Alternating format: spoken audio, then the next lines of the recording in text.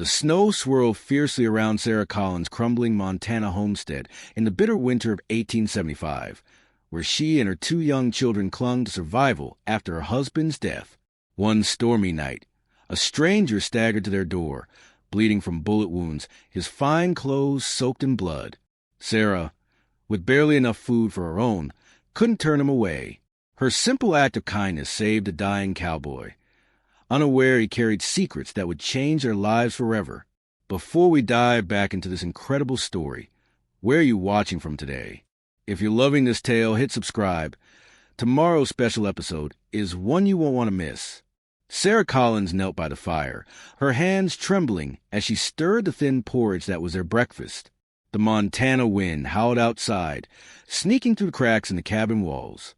Her children, Emma and Thomas, sat at the rough table, their faces pale but brave. At 10, Emma carried a weight no child should, fetching eggs and mending clothes to help keep them afloat. Thomas, just 8, tried to fill his father's boots, gathering kindling with a determination that broke Sarah's heart. For months had passed since pneumonia stole William, leaving them with a failing homestead and a mountain of debt. The cabin was a shadow of the home William had built. The barn sagged, the wheat field lay half-planted, and their herd was down to 3 cows and a weak calf. Sarah had sold everything she could, William's tools, his horse, even her mother's silver tea set. But it wasn't enough.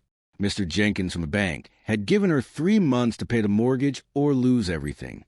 She hid her fear from the children, but at night, alone, she whispered to William's memory, "How do I do this without you?" That evening, as a storm brewed, Sarah watched Emma and Thomas through the window, playing despite the biting cold.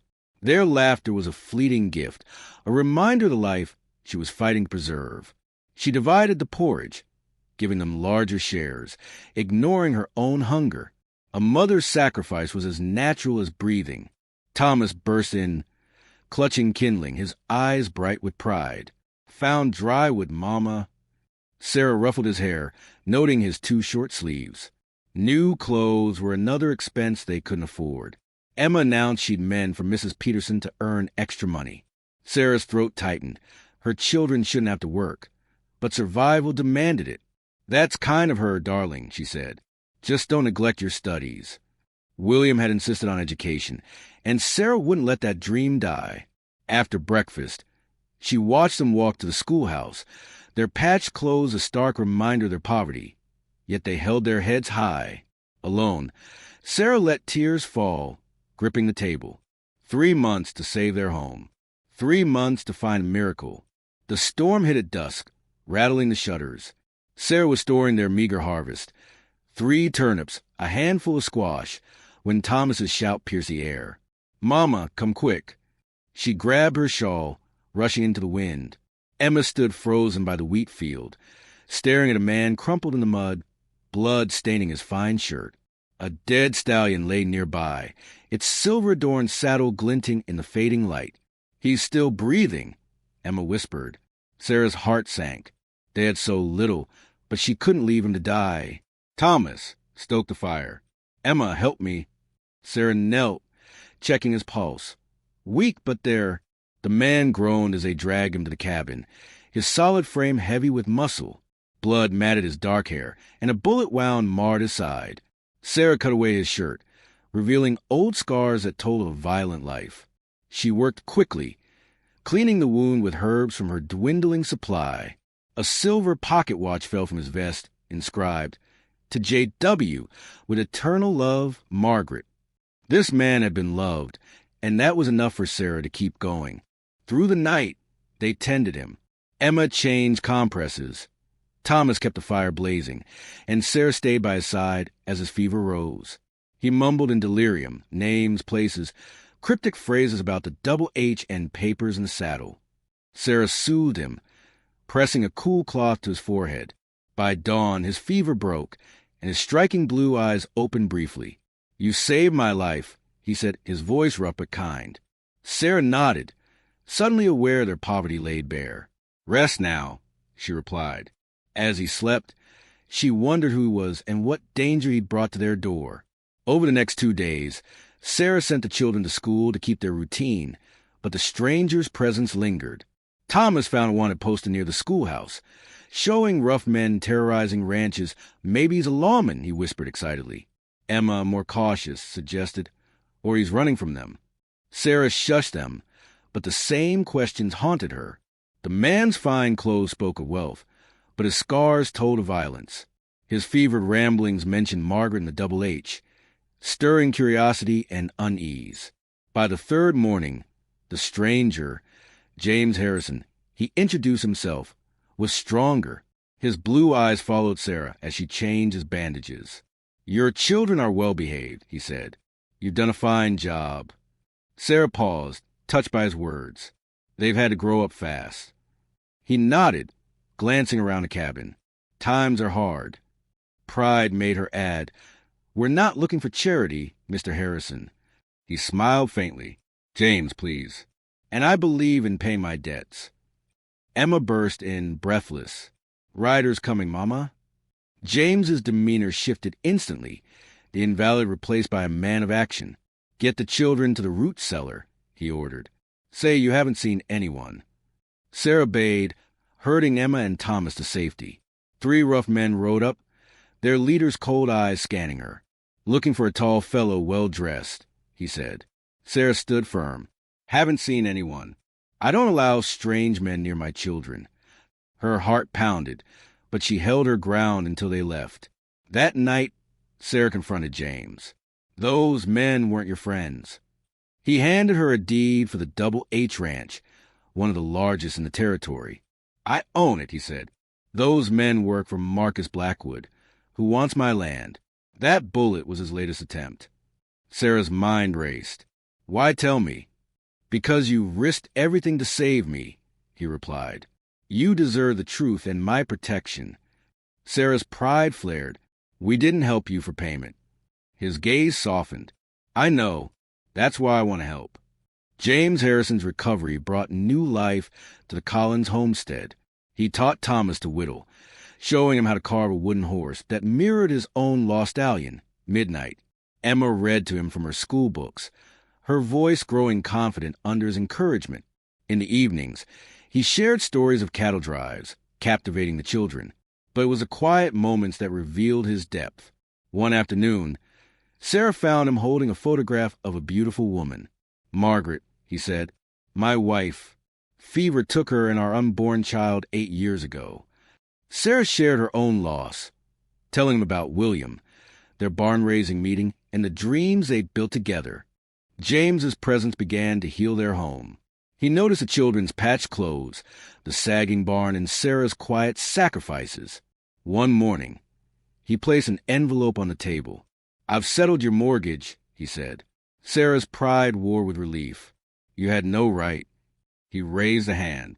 "Not charity, Sarah. An investment in people who showed me kindness." He offered a contract to manage a new breeding operation on her land, promising a fair wage and a share of profits. "Your property is perfect for it," he said. "The children can learn ranching, continue their schooling." Sarah stared at the contract, torn between independence and hope. Emma and Thomas hovered, their eyes bright with possibility. "Does this mean we can fix the barn?" Emma asked. James smiled. "If your mother agrees." Thomas added, "Real horses of our own?" Sarah cautioned them, but James's words lingered. "Let them dream, Sarah." She asked for time to think, and James promised to return in 3 days. Alone, Sarah sat with the contract, listening to her children's excited whispers, feeling the weight of a new beginning. 3 weeks later, the homestead was transforming. A new barn rose, built by local men eager to work for the Double H's owner. The town buzzed with gossip, some warm, some judgmental, but Sarah ignored it. Emma and Thomas thrived, their new horses a source of joy. James taught them to ride, calling out encouragement as they circled the corral. "Back straight, Thomas," he shouted, pride in his voice. The word son slipped out once, and Sarah saw Thomas beam. James was filling spaces in their lives, not replacing William, but adding something vital. One afternoon, James showed Sarah architectural plans for a new wing, insisting the children deserved their own rooms. "It's too much," she protested. He shook his head. Not compared to what you've given me. A reminder of what matters. At the corral, Emma trotted her horse, her face glowing. Mama, did you see? Sarah's heart swelled. James mentioned a school board meeting, revealing he'd funded a library and a second teacher for the district. Education lifts everyone, he said. Sarah studied him, sensing his deeper purpose. Why are you doing this?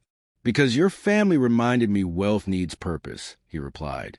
Emma's new saddle arrived, its morning glory design a tribute to Margaret. When Emma hugged James, he froze, then returned the embrace, his face a mix of joy and pain. He taught the children to read horses, to move with confidence. They know when you're unsure, he told Thomas.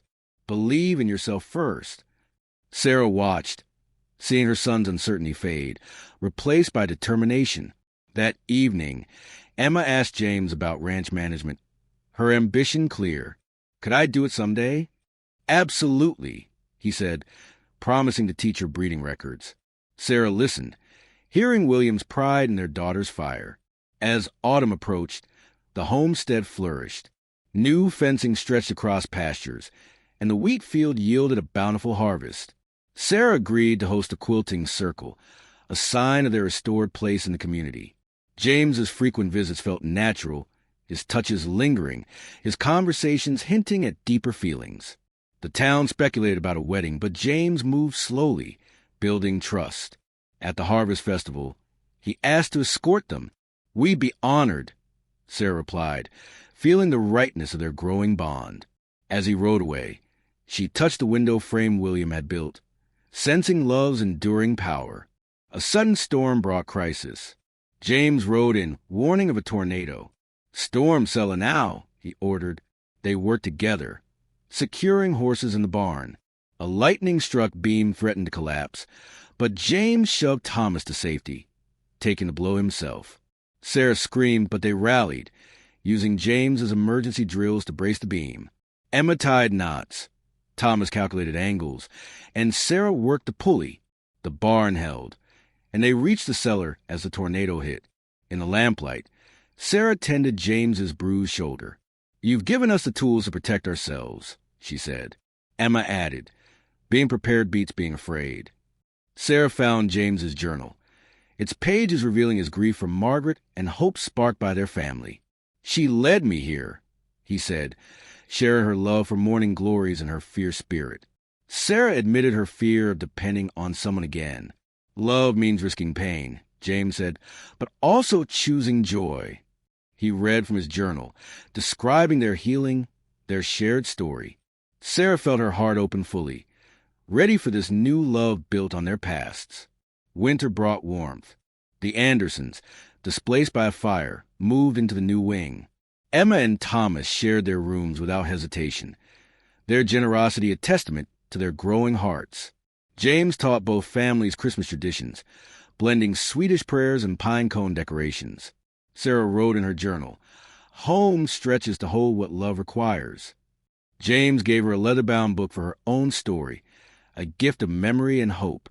The crowded house buzzed with laughter, healing the scars of loss.